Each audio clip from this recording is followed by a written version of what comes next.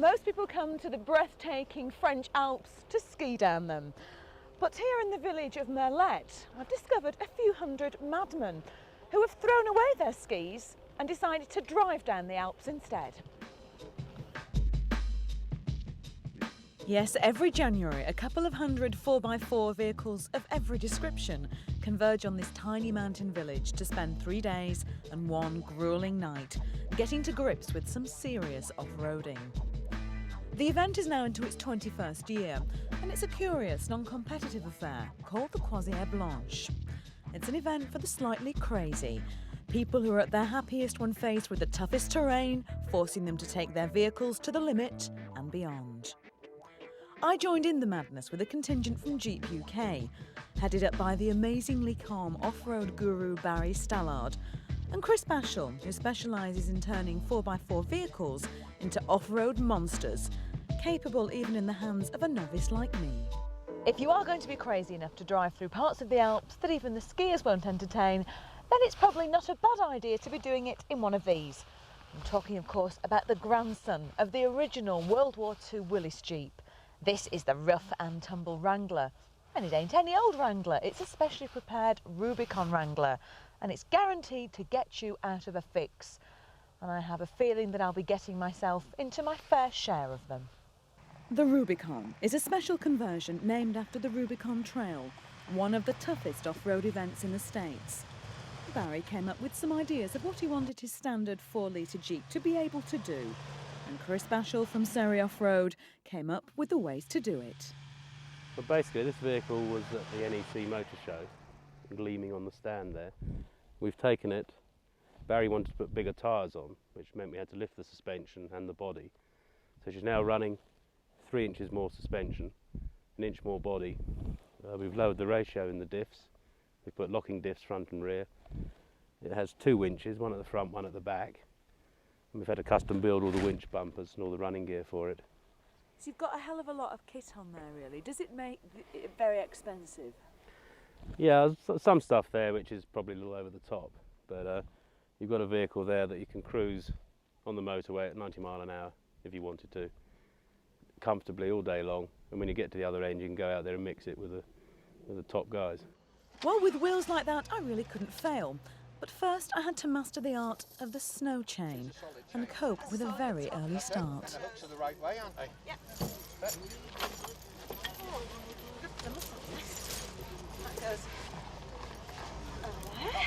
I soon got the hang of it, and we were off in a convoy to navigate the first of 3 extremely difficult technical routes that promised to take us up ski slopes, down perilous mountain passes and over makeshift bridges. But before we could even get to the serious stuff, disaster struck. An over-enthusiastic Frenchman at the front of our convoy had got himself stuck and was promptly followed by another one.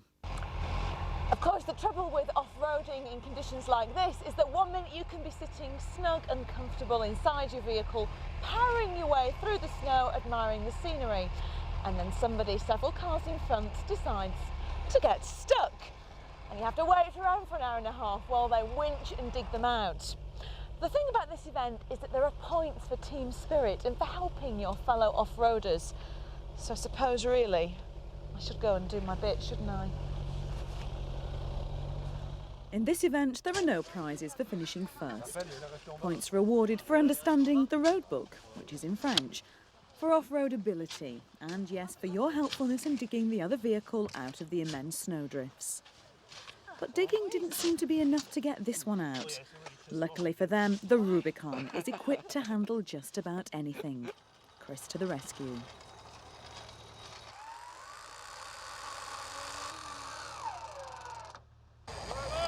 And so at last it was time for some real fun.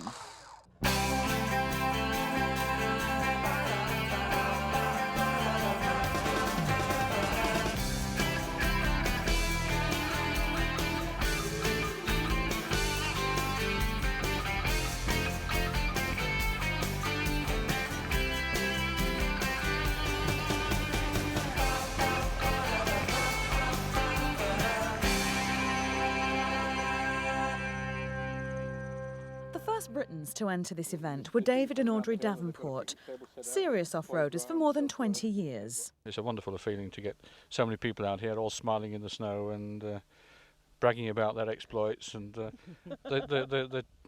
talk and the crack at the meals in the evening is unbelievable, because they're talking about, you know, these military vehicles they've towed out of the ditch and buses they've pulled out of the hedgerows, and it's just the excitement of it all, to see people who've never done it before. So thrilled with what they've done and the achievement. You'd think they'd, you know, they won a Grand Prix the way they're talking, some of them.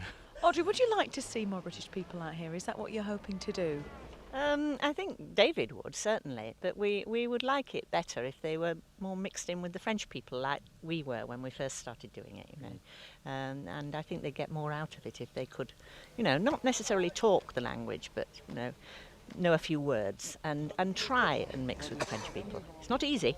In a village like this, it at the moment appears absolutely deserted. You wonder where the people are. But the odd people that you do see wandering around in the snow, they all wave. Nobody's shaking their fist at us. In terms of the mixture of the French and the English, I would like to see more English people here. But already I'm making attempts to mix the people up more. I'm limiting the numbers in some of the small hotels for next year, so that we actually share around and people are forced, you know, to mingle a little bit more the way we had to when we first started doing these. David reckons that around £1,800 will cover two of you for transport, accommodation, food and entry fees. Of course, that doesn't cover the cost of repairs to your vehicle if you have a tendency to investigate ditches.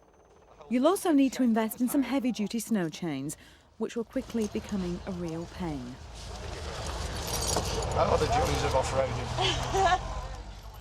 But snow chains on, it's amazing what even a novice like me can get a standard 4-litre Wrangler to do. For 3 exhilarating days, I had an absolute ball. And although I didn't get any prizes on the final night, Mandy Nokes of Stourbridge displayed plenty of girl power by picking up a second prize for her driving skills, for generally being a true Good Samaritan. Mandy, congratulations. You've done a coup, not just for Britain, but also for the women out there as well. Second prize in the whole of the Croisiere Blanche. I mean, that's incredible. How do you feel? Absolutely tremendous, wonderful experience, and I'm just over the moon. Can't really believe it at the moment, but just incredible. What makes it more incredible is that is this your first event, or are you an old hand at this? You tell us. No, it's my first major event, so it's extra special for that.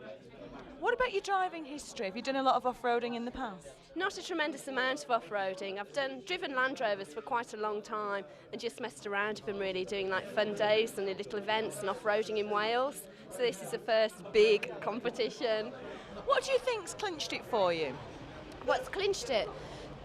Just going for it, really putting the vehicle through its pace and just being out there and being at one with the vehicle, really. There's nowhere in England you can drive in snow like this with this sort of scenery. Ice driving, snow driving is a particular skill, and you've got to learn it. I've had to learn it. I've never driven in conditions like this before. And it's a challenge of being able to say, I've driven that, and come through and the vehicle's not damaged, and you're not, you know, it just puts a big smile on your face.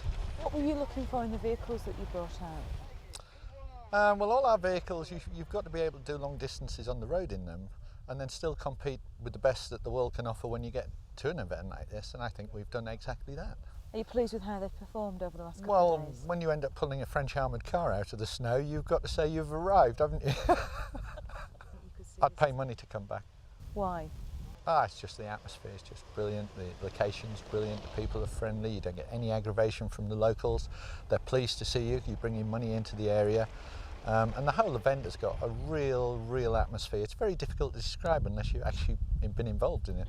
Well, that's my visit to the 21st Croisiere Blanche over with, and I think I'm off to indulge in a bit of skiing that I have to say now looks incredibly dull and boring and simple. You know, it's been a very demanding but very exciting 3 days, and it's quite comforting to realise that the Englishmen are no longer the total mad idiots in Europe. I think the French have overtaken us on that score. So come on, all you 4x4 owners, give those vehicles a break from shopping at Sainsbury's in the school run. Invest in some decent tyres, a set of snow chains, and get yourselves out here next year to show the Europeans just what the British can do. I'll be there. See you then.